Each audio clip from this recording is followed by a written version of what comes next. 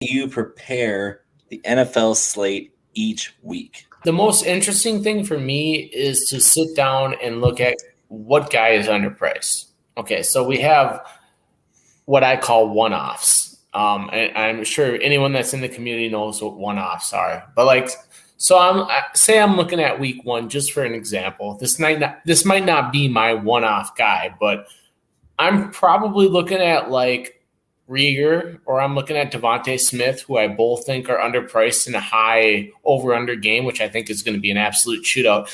And the reason why, like, people are like, oh, why do you like those two guys? The reason why is because I like Atlanta's side. Like, I want that run back option. So I'm looking at like Kyle Pitts. I think Matt Ryan's kind of overpriced. So I think you're going to see you're going to see Pitts have a ton of ownership, but I don't think you're going to see Ryan have a ton. So like in GPPs, it might make sense. But when I sit down and like fill out a roster, and this is super different in the past like 3 or 4 years, like I used to punt tight end. I never punt tight end anymore. Like I am the guy that's going to pay up for the top 4 almost every single week. And if you're playing against me in any one of our tournaments, I will own one of the top 4 tight ends. Like that's just how I build lineups now. I think the tight end position is super different now than it's ever been before in the entire NFL. So I usually start with which tight end do I like? What kind of matchup does he have?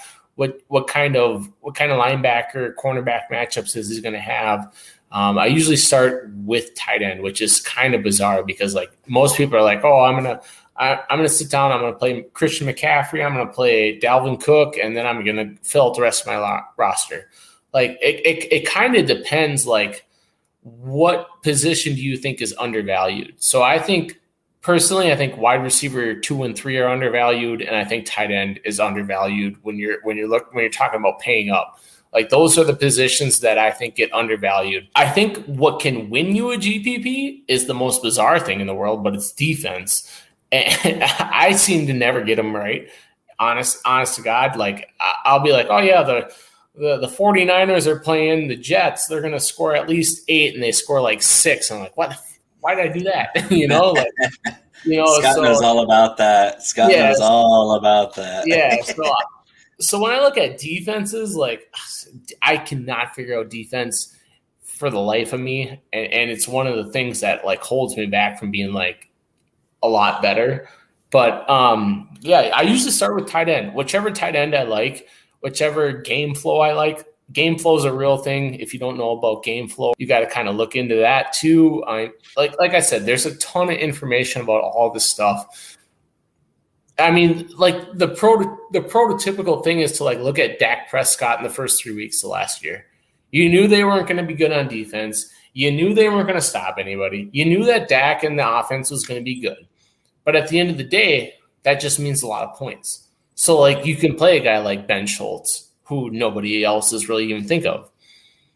So it kind of like goes a long way to like look into things like that. Like I can't stress that enough. Like sitting down and being like, what would have to happen for my team to have success? That's kind of how I think about it. Very good.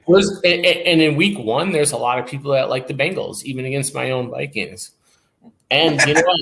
I sit there and I look at it and I'm like, yeah, Burrow's kind of underpriced. The receivers are kind of underpriced.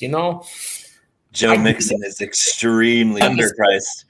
Joe Mixon is the best running back value on that board. I sit there and I look at it and I'm like, yeah, I get it.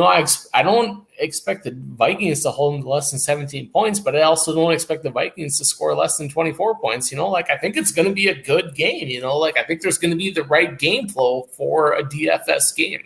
And so I think that's the biggest thing is like, if you're stacking, San Francisco versus the Rams, like what has to happen for your things to pay out? Like, I just don't think there's a game flow in that type of scenario. The defenses are too good, like you have to look into more things than like, okay, the game is going to be like, you can't just sit there and look at like over-unders, although it does help to like look there and be like, okay, this game's low over-under, I'm going to avoid it. But like what has to happen for it to get there? I think that's the biggest thing when I'm building my lineups